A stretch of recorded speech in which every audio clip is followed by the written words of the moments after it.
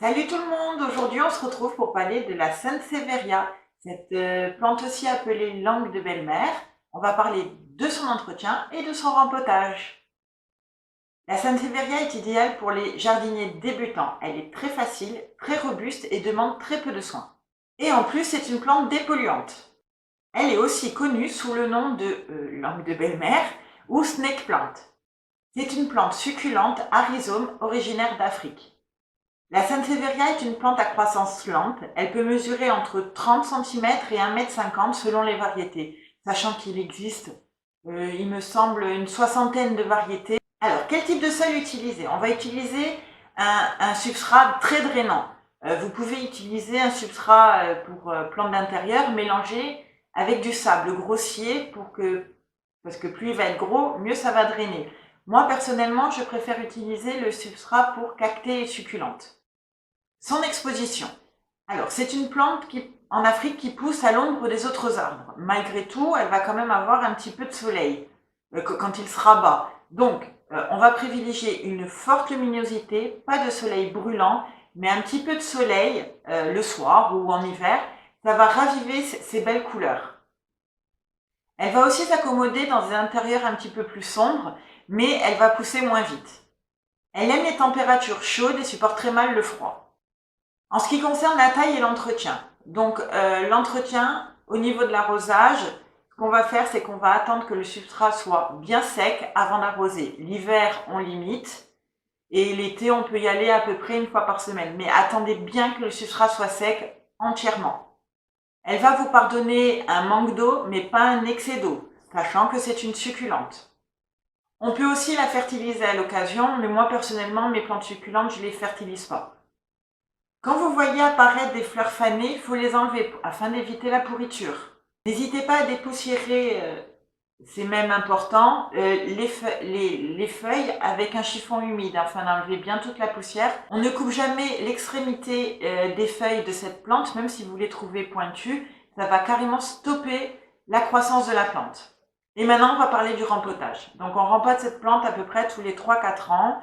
Et dans un pot légèrement plus grand parce qu'elle aime vraiment être à l'étroit. Donc c'est parti, on dépote la plante.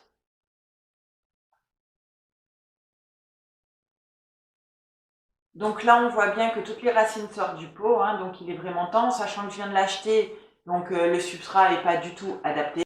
On ne va pas l'arroser avant parce que ça pourrait faire pourrir les racines, sachant que c'est une succulente aussi. Toujours pareil, on fait gaffe.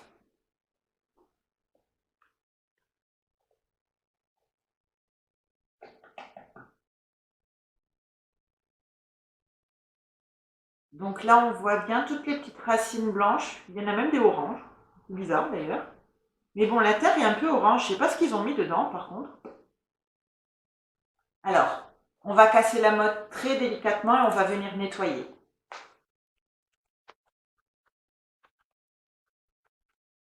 Elle est vraiment bizarre cette terre.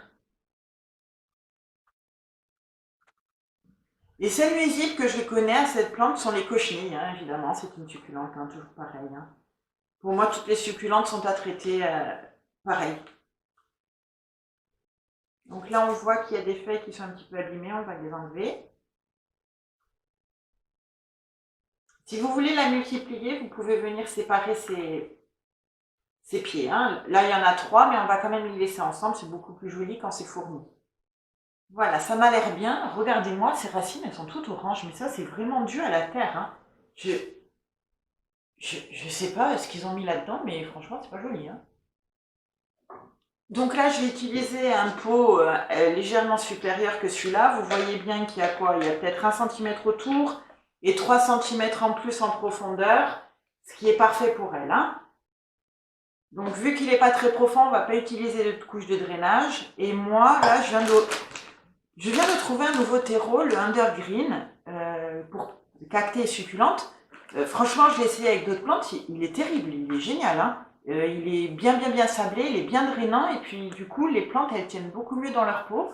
J'aime beaucoup par rapport à celui que j'utilise habituellement, parce que bon, on n'en trouve pas beaucoup de différents, quoi. Donc, vraiment sympa, je suis vraiment contente. Donc là, vu que le trou de drainage est quand même assez gros, je vais mettre à l'intérieur un petit morceau.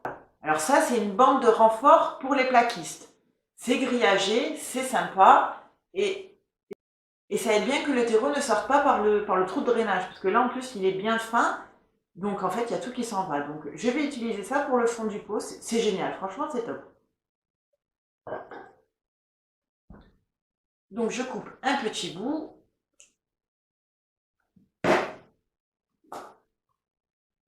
Et je le mets directement au fond. Voilà. Donc là, on va venir mettre une bonne couche de terreau parce que là, on voit bien que elle va être quand même à mi-hauteur, la plante.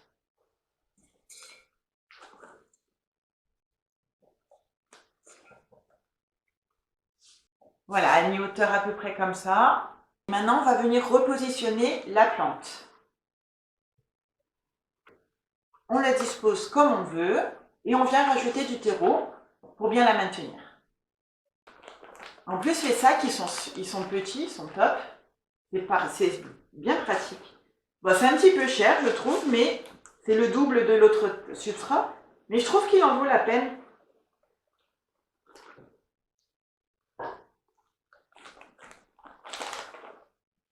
Et là, avec un petit pic, je viens aider le substrat à bien aller dans tous les petits interstices des racines.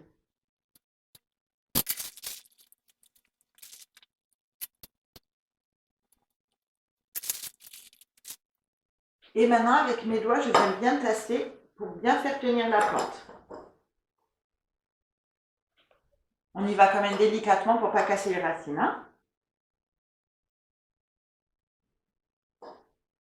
Et voilà, comme je vous disais, ce terreau, elle tient déjà debout, alors qu'il manque pas mal de terreau. C'est génial. Et voilà pour la première. Alors, ça, c'est une Sansevieria Trifasciata Futura Superba. Alors, Trifasciata, j'imagine pour les feuilles triangulaires qui partent en pointe. Hein, parce qu'il y a aussi les cylindriques. Il y a pas mal de variétés. J'ai aussi celle-là. Alors, celle-là, elle est super bizarre. Elle s'appelle la Sansevieria bucelensis. Elle est trop bizarre. Truc de fou. Ah voilà, là avec le fond blanc, c'est mieux, on voit mieux. La petite étiquette. Maintenant, on va attendre 1 à 2 semaines avant d'arroser, le temps de laisser aux racines de cicatriser. Et maintenant, on va faire la deuxième. Pareil pour le deuxième pot, le trou de drainage est assez gros, donc on va encore venir mettre cette bande de renfort. Donc là, on rempote la deuxième. Pareil, ils ont mis le même terreau, il est tout orange.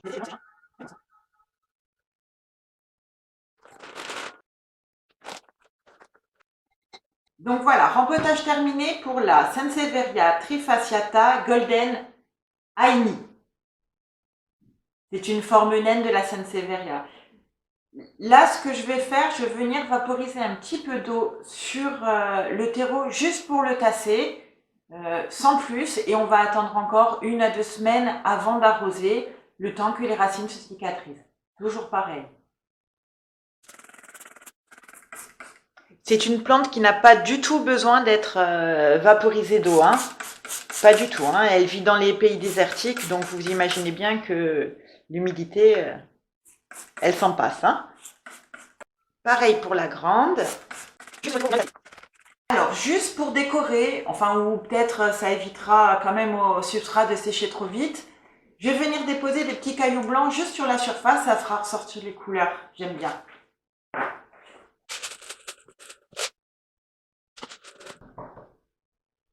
Voilà, je trouve que c'est quand même plus sympa en fait avec les petits cailloux. En plus, ça va éviter que quand on arrose, le substrat déborde. C'est sympa, moi j'aime beaucoup. Après, je voulais aussi vous parler de multiplication encore. Mais ça sera l'objet d'une autre vidéo.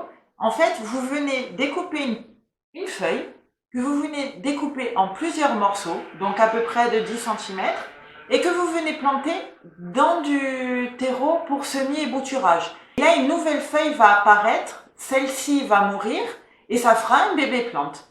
C'est aussi une méthode de multiplication. Donc vous avez la division de plantes et aussi le bouturage de feuilles.